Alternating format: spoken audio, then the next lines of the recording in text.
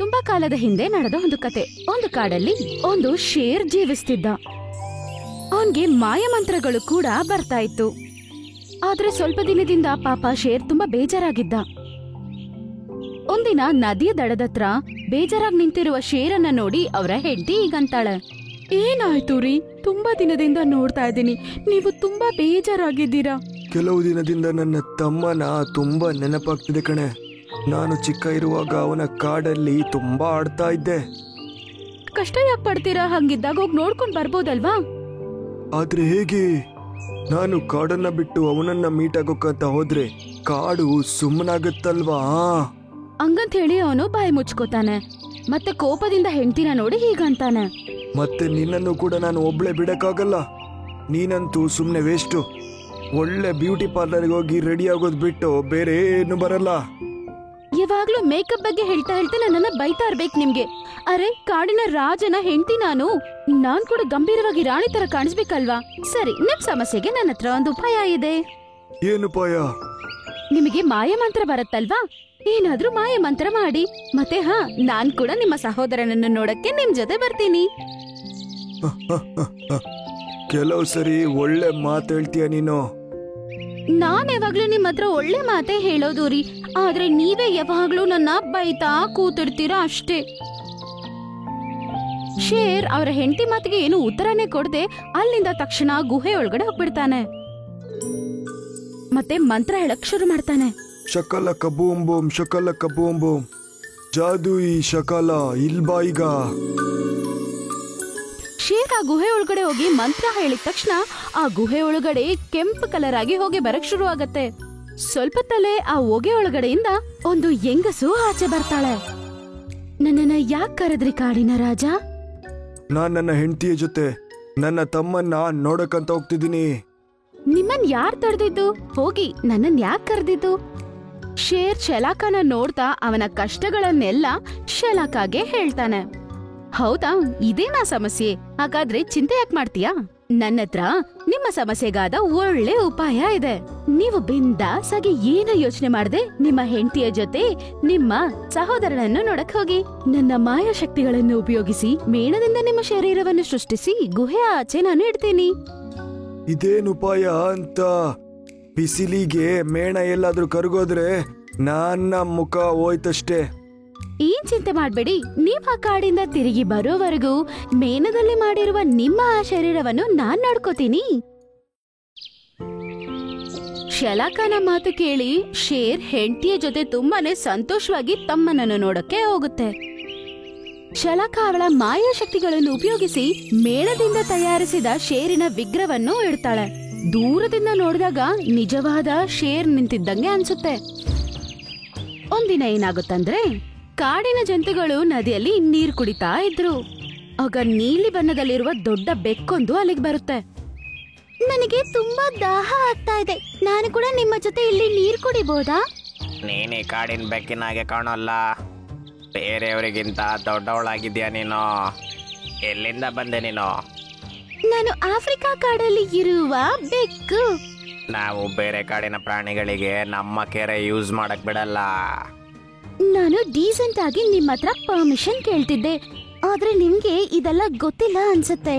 ನೀನೇನಾದ್ರೂ ಈ ಕಾಡಿನ ರಾಜನ, ನಿನ್ನ ಆಜ್ಞೆಯನ್ನು ಪಾಲಿಸೋದಕ್ಕೆ? ಹಂಗಂತೇಳಿ ಆ ಬೆಕ್ಕು ನೀರನ್ನು ಕುಡಿಯಕ್ಕೆ ಶುರು ಮಾಡುತ್ತೆ. ಮತ್ತೆ ಅಲ್ಲಿಂದ ಹೋಗ್ಬಿಡುತ್ತೆ. ಮಾರನೇ ದಿನ ಬೋಲು ನರಿ ಅದರ ಹೆಂಡತಿಯ ಜೊತೆ ಮಧ್ಯಾಹ್ನದ ಊಟವನ್ನು ಮಾಡ್ತಾ ಇತ್ತು. ಆ ಸಮಯದಲ್ಲಿ ಅಲ್ಲಿ ನೀಲಿ ಬೆಕ್ಕು ಬಂದು ನಿಂತ್ಕೊಳ್ಳುತ್ತೆ. ಯಾರು ನೀನು? ನೀನೇ ಕಾಡಿನ ಒಳಗೆ ಕಾಣಲ್ಲ. ನಾನು ಆಫ್ರಿಕನ್ ಬೆಕ್ಕು. ನನಗೆ ಇವಾಗ ತುಂಬಾ ಹಸಿವಾಗ್ತಾ ಇದೆ. ನಾವೇನ್ ಮಾಡೋದು? ಇವಾಗ ಬಾಯಿ ಮುಚ್ಕೊಂಡು ನಿಮ್ಮ ಆಹಾರವನ್ನು ನನಗೆ ಕೊಟ್ಟು ಇಲ್ಲಿಂದ ಹೋಗ್ಬಿಡಿ. ಇಲ್ಲಿಂದ ಹೋಗ್ಬಿಡು ನೀಲಿ ಬೆಕ್ಕು, ಇಲ್ಲ ಅಂದ್ರೆ ನಿನ್ನ ಒಡೆದು ನಾವು ಸಾಯಿಸ್ಬಿಡ್ತೀವಿ. ನೀಲಿ ಬೆಕ್ಕುಗೆ ತುಂಬಾನೇ ಕೋಪ ಬಂದ್ಬಿಡುತ್ತೆ. ಕೋಪದಿಂದ ತಕ್ಷಣ ಅವರಿಬ್ಬರ ಮೇಲೆ ಧುಮುಕಿ ಅದರ ಕಾಲುಗುರಿನಿಂದ ಅವರ ಮುಖವನ್ನು ಕರ್ಚ್ಬಿಡುತ್ತೆ. ಮತ್ತೆ ಅವರ ಆಹಾರವನ್ನು ಎತ್ಕೊಂಡು ಅಲ್ಲಿಂದ ಹೋಗ್ಬಿಡುತ್ತೆ. ನೀನು ಏನಕ್ಕೂ ಕೆಲ್ಸಕ್ಕೆ ಬರೋದಿಲ್ಲ, ಒಂದು ಬೆಕ್ಕತ್ರ ಸೋತೋಗ್ ನಿಂತ್ಕೊಂಡಿದ್ಯಲ್ವಾ? ನಾನಿಂತ ಬೆಕ್ಕನ್ನು ಇಷ್ಟರ ತನಕ ನೋಡೇ ಇಲ್ಲ. ಅವತ್ತಿಂದ ನೀಲಿ ಬೆಕ್ಕಿನ ತುಂಟತನ ಕಾಡಿನಲ್ಲಿ ತುಂಬಾನೇ ಜಾಸ್ತಿ ಆಯ್ತು. ಯಾರ ಆಹಾರ ಬೇಕಂತ ಅನ್ಕೊಳ್ಳುತ್ತೋ ಅವ್ರ ಆಹಾರ ಎತ್ಕೊಂಡು ಹೋಗ್ತಿತ್ತು. ಆ ನೀಲಿ ಬೆಕ್ಕಿನ ಬಗ್ಗೆ ಕಾಡಲ್ಲಿರುವ ಎಲ್ಲಾ ಜಂತುಗಳಿಗೂ ಕಂಪ್ಲೇಂಟ್ಸ್ ಇತ್ತು. ಆ ನೀಲಿ ಬೆಕ್ಕಿನ ಕಾಟ ಜಾಸ್ತಿ ಆಗಿದೆ, ನಮಗಂತೂ ತೊಂದ್ರೆನೆ ಕೊಡ್ತಾ ಇದ್ದಾಳೆ ಅವಳು. ಹೌದು ಆನೆ ಅಜ್ಜ, ಅವಳು ತುಂಬಾ ಫಾಸ್ಟ್ ಇದ್ದಾಳೆ, ಅವಳನ್ನ ಯಾರು ಹೋರಾಡಕ್ಕಾಗಲ್ಲ.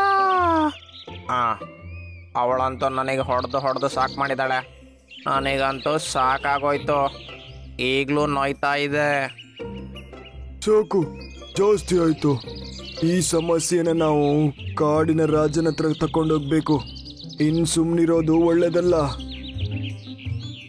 ಅದೇ ಸಮಯದಲ್ಲಿ ನೀಲಿ ಬೆಕ್ಕು ಅವ್ರ ಎಲ್ಲಾರ ಮಧ್ಯದಲ್ಲಿ ಧುಮುಕಿ ಅವ್ರ ಎಲ್ಲಾರ ಮುಂದೆ ಹೋಗಿ ನಿಂತ್ಕೊಳ್ಳುತ್ತೆ. ಮತ್ತೆ ಅದು ಕೋಪದಿಂದ, ಓಹೋ, ನೀವೆಲ್ಲಾರು ಇವಾಗ ಒಂದೇ ಗ್ರೂಪ್ ಆಗ್ಬಿಟ್ರಾ? ಓಹೋ, ನನ್ನ ಬಗ್ಗೆ ಈ ಕಾಡಿನ ರಾಜನ ಹತ್ರ ಹೋಗಿ ಹೇಳ್ಬೇಕು ಅನ್ಕೊಂಡಿದ್ದೀರಾ? ಹೋಗಿ ಈ ಆಸೆನು ಪೂರೈಕೆ ಮಾಡ್ಕೊಳ್ಳಿ. ಏನ್ ಮಾಡ್ಬೇಕು ಅನ್ಕೊಂಡಿದ್ದೀರೋ ಮಾಡ್ಕೊಳ್ಳಿ, ನಾನೇನು ಭಯ ಪಡೋದಿಲ್ಲ. ಆನೆದಾದಾಗೆ ತುಂಬಾನೇ ಕೋಪ ಬಂದು ಹಲ್ಗಳನ್ನ ಕಚ್ಕೋತಾ ಹೀಗಂತಾನೆ, ಬೆಕ್ಕೆ, ನಿನಗೆ ನಮ್ಮ ರಾಜನ್ ಬಗ್ಗೆ ಗೊತ್ತಿಲ್ಲ ಅನ್ಸುತ್ತೆ.